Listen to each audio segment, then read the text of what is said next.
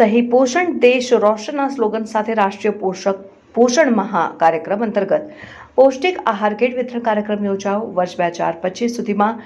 TB રોગને દેશમાંથી નાબૂદ કરવાના દેશના માનનીય વડાપ્રધાનની મહત્વાકાંક્ષી ઝુંબેશને વેગ આપવા માટે ટીબી રોગના દર્દીઓ માટે દવા સાથે પૌષ્ટિક આહાર લેવો પણ અનિવાર્ય બની રહે છે. તે હેતુસર ભારત સરકાર આરોગ્ય મંત્રાલય વર્ષ 1 એપ્રિલ 2018થી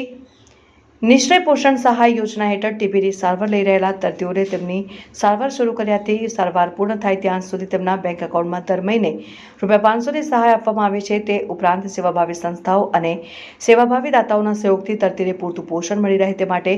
નિશ્ચય મિત્ર નામની સ્કીમ અંતર્ગત એક મહિનાની પૌષ્ટિક આહાર કીટ તૈયાર કરીને આપવા માટેની પણ ઝુંબેશ શરૂ કરવામાં આવેલ છે. જેના ભાગરૂપે આજે જિલ્લા ક્ષય કેન્દ્ર છોટાઉદેપુર ખાતે દીપક ફાઉન્ડેશન વડોદરા દ્વારા રાષ્ટ્રીય પોષણ મહા અંતર્ગત સહી પોષણ દેશ રોશનના સ્લોગન સાથે પૌષ્ટિક આહાર કીટ વિતરણ કરવામાં આવી.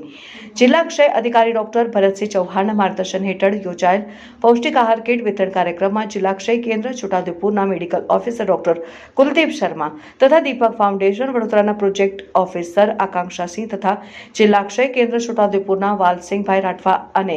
પરેશભાઈ વૈદ્ય અને મનહરભાઈ વણકર, બ્રિજેશ ગુપ્તા સહિત ટીબી રોગની સારવાર લઈ રહેલ અને પૌષ્ટિક આહાર કીટના 26 જેટલા લાભાર્થી દર્દીઓને ઉપસ્થિત રહ્યા હતા.